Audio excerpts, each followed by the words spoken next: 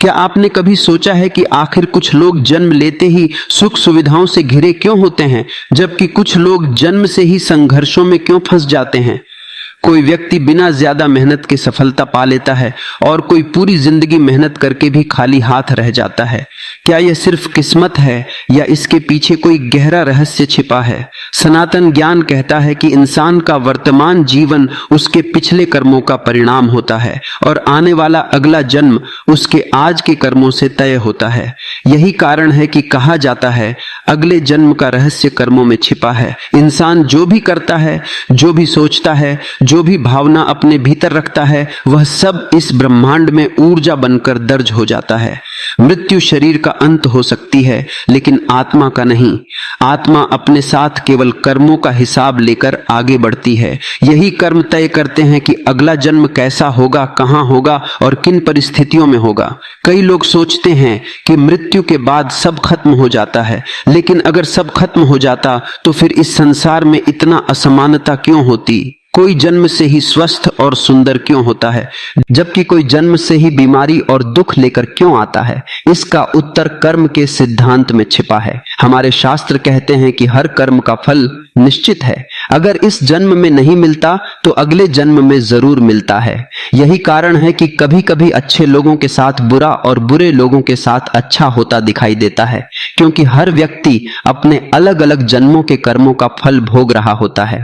महाभारत में भी कहा गया है कि कर्म कभी नष्ट नहीं होते, इंसान उनसे भाग नहीं सकता। जैसे बीज बोया जाता है, वैसा ही फल एक दिन अवश्य मिलता है।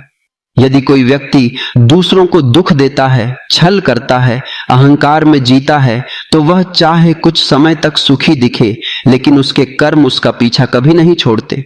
वहीं जो व्यक्ति दूसरों की मदद करता है, सच्चाई के रास्ते पर चलता है, दया और प्रेम रखता है, उसके अच्छे कर्म उसके अगले जन्म को उज्जवल बनाते हैं। कई बार आपने देखा होगा कि कुछ बच्चों में जन्म से ही अद्भुत प्रतिभा होती है।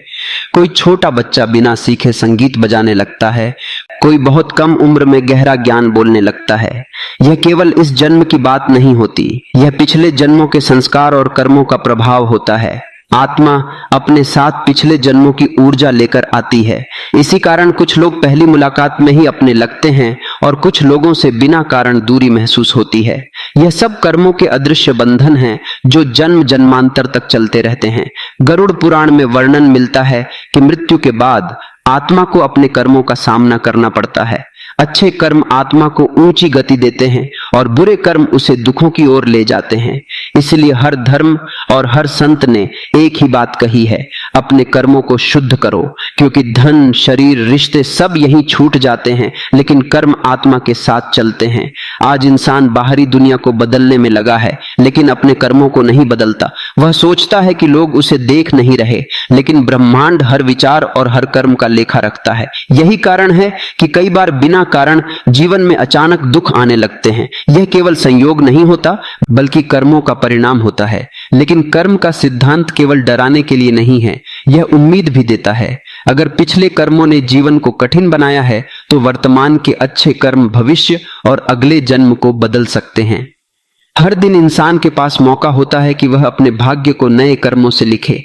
जब कोई व्यक्ति सच्चे मन से दूसरों की सहायता करता है, किसी को दुख नहीं देता, अपने माता पिता का सम्मान करता है, ईमानदारी से जीवन जीता है, तो उसके भीतर ऐसी ऊर्जा पैदा होती है जो उसकी आत्मा को ऊंचा उठाती है। यही ऊर्जा अगले जन्म का आधार बनती है। इसलिए संत कहते हैं कि इंसान को केवल सफलता नहीं, बल्कि अच्छे कर्म कमाने चाहिए, क्योंकि मृत्यु के बाद बैंक बैलेंस नहीं पूछा जाएगा, केवल कर्मों का हिसाब होगा। सोचिए, अगर अगले जन्म का निर्माण आज के कर्मों से हो रहा है, तो क्या हम सही दिशा में जीवन जी रहे हैं? क्या हम अपने भीतर नफरत, ईर्ष्या और अहंकार भर रहे हैं, या प्रेम, दया और सत्य को जगह दे रहे हैं? यही निर्णय तय करेगा कि अगला जन्म कैसा होगा। कुछ लोग कहते हैं कि उन्हें पिछले जन्म की बातें याद आती हैं। दुनिया में कई ऐसे रहस्यमयी मामले सामने आए हैं जहां बच्चों ने अपने पिछले जन्म की घटनाएं बताईं और बाद में वे सच निकली। यह बातें संकेत देती हैं कि आत्मा का सफर मृत्यु के बाद भी जारी रहता है। जीवन केवल एक अध्याय है, पूरी कहानी नहीं, और इस पूरी कहानी की दिशा हमारे कर्म तय करते हैं। इसलिए यदि आप अपने भविष्य को उज्जवल बनाना चाहते हैं तो आज से अपने कर्मों को बदलना शुरू कर दीजिए, क्योंकि हर छोटा कर्म भी ब्रह्मांड में दर्ज होता है। किसी की मदद करना, किसी को माफ कर देना, सच बोलना, जरूरतमंद का साथ देना, ये छोटे दिखने वाले कर्म ही आत्मा की यात्रा को महान बनाते हैं। याद रखिए, इंसान अपनी किस्मत लेकर पैदा नहीं होता, वह अपने कर्मों से अपनी किस्मत बनाता है। अगला जन्म कोई रहस्य नहीं है, वह आज के कर्मों का परिणाम है। इसलिए हर दिन ऐसा जियो कि आत्मा को पछताना न पड़े, क्योंकि समय बीत जाएगा, शरीर मिट जाएगा, लेकिन कर्मों की गूंज आत्मा के साथ अगले जन्म तक जाएगी। और अंत में यही सत्य सामने आएगा कि अगले जन्म का रहस्य वास्तव में हमारे कर्मों में ही छिपा है। लेकिन सबसे बड़ा प्रश्न यह है कि यदि कर्म ही अगले जन्म का आधार हैं, तो क्या इंसान अपने कर्मों को बदलकर अपनी नियति बदल सकता है? शास्त्रों का उत्तर है हाँ, यही मानव जीवन की सबसे बड़ी शक्ति है। पशु केवल अपने स्वभाव के अनुसार जीते हैं, लेकिन इंसान को विवेक दिया गया है ताकि वह सही और गलत में अंतर समझ सके।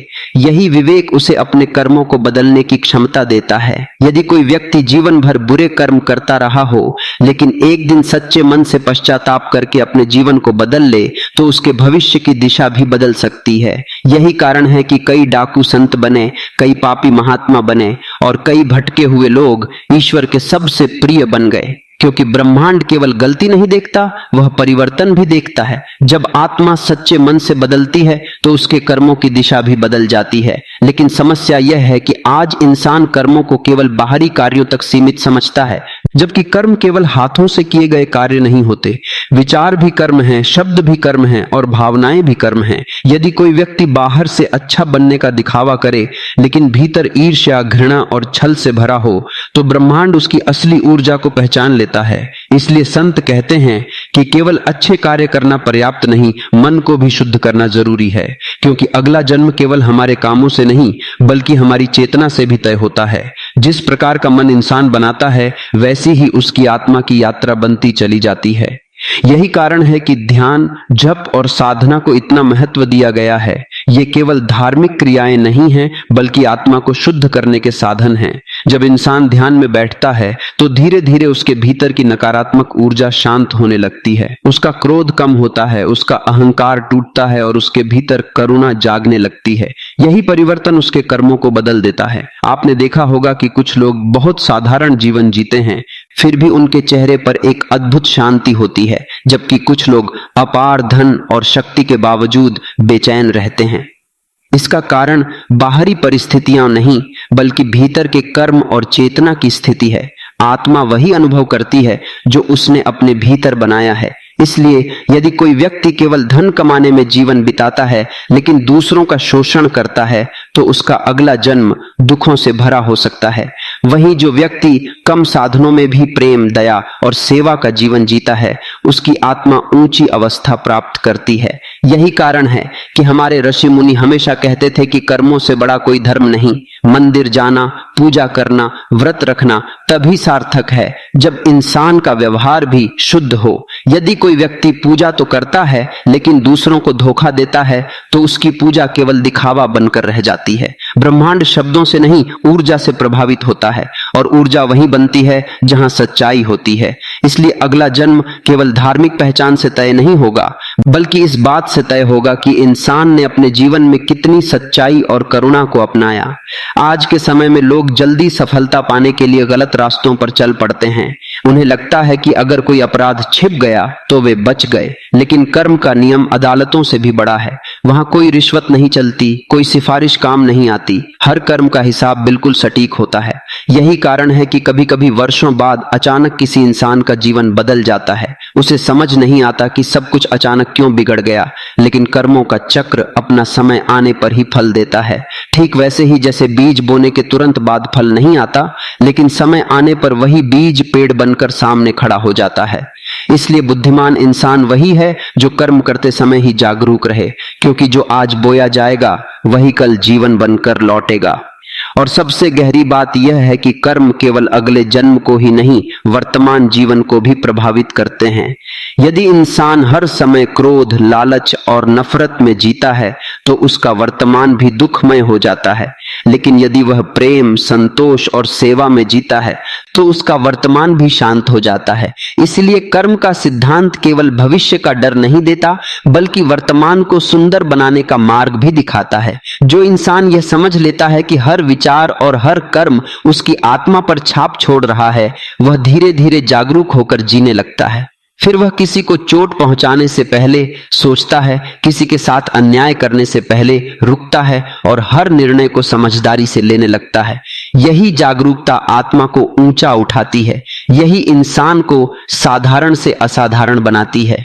और शायद यही मानव जीवन का असली उद्देश्य भी है, अपने कर्मों को इतना पवित्र बना देना कि आत्मा को फिर दुखों के चक्र में लौटना न पड़े।